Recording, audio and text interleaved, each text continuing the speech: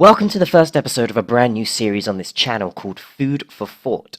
Each episode will be a new topic in which I discuss items from the vast world we live in and give you what it says on the tin, Food for Thought. In this series, you can either watch the video or be tabbed out and listening to the audio whilst doing something else. Well then folks, let us begin. In my very strong opinion, small talk is the lowest form of social interaction. The social media age has truly brought forward over the past 2 decades how diabolical small talk is as a conversation method. All the interaction goes down the same. Hi, how are you? Fine, thanks. You? Good. Good.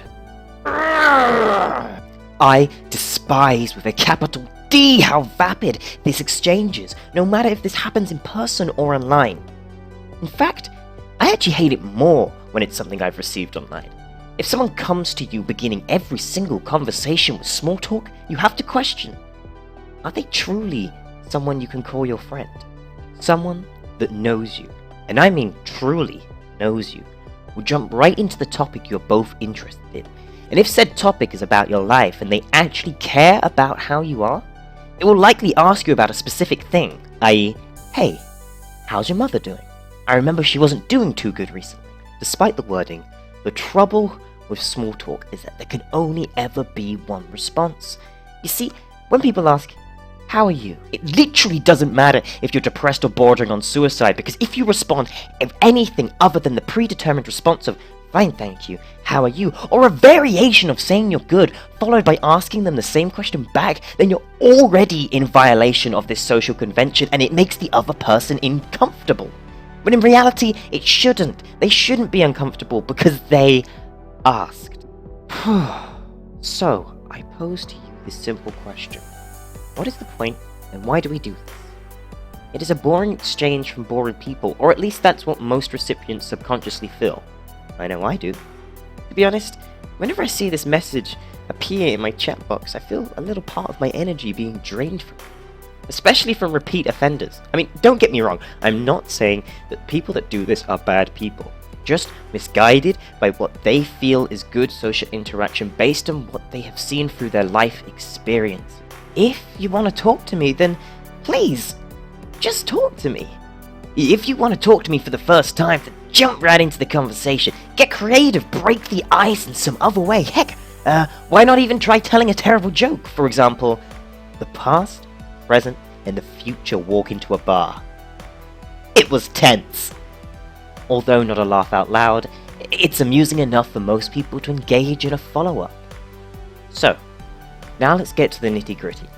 If you're someone sitting there listening and thinking, well, damn Everbloom, that is what I do. I begin with small talk every time.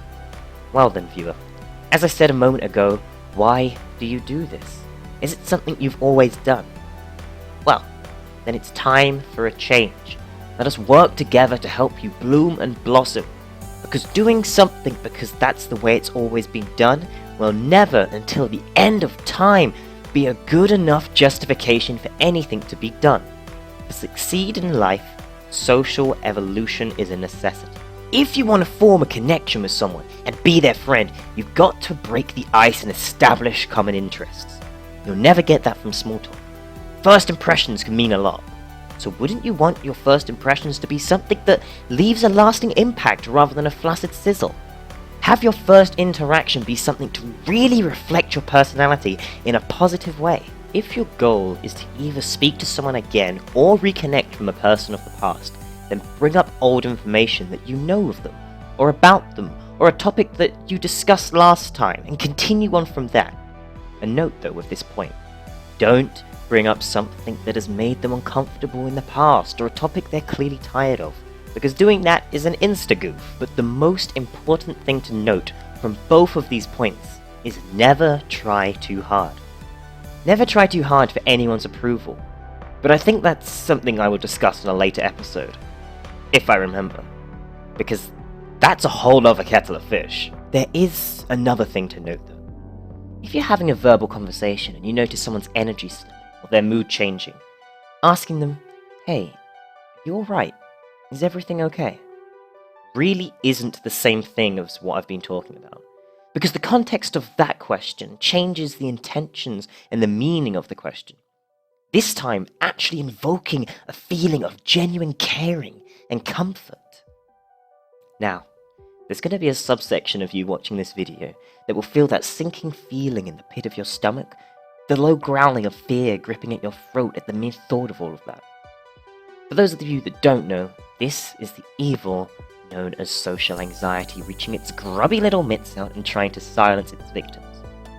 Those that do suffer from social anxiety and have been watching this video, well, you may be feeling panicky and thinking, well, nuts, I do this and now everybody hates me. Well, please don't think this. Nobody hates you. Please take a moment and breathe. And I don't mean this in a patronizing way. I mean it literally. Check your breathing. Because tight breathing can only aid the dreadful grip of anxiety.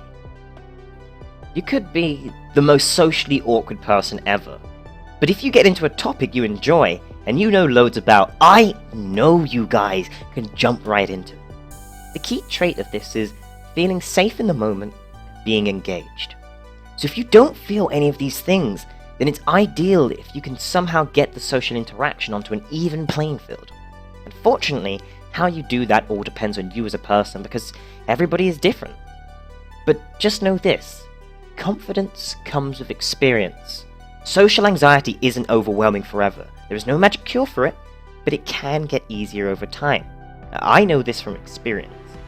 The important thing to remember from all of this are these words. To be engaged, remember what it is you find engaging. For now, we're going to leave this episode here, and I hope I have given you all a lot of food for thought, and I hope that you were able to sift through the nonsense and opinionated ramblings. The most important thing that you take from this video is that it's all my opinion and not facts. You must come to your own conclusions and reflect on what you've heard. If you've enjoyed this video, please like and subscribe, and I'll see you guys when I see you. Bye bye!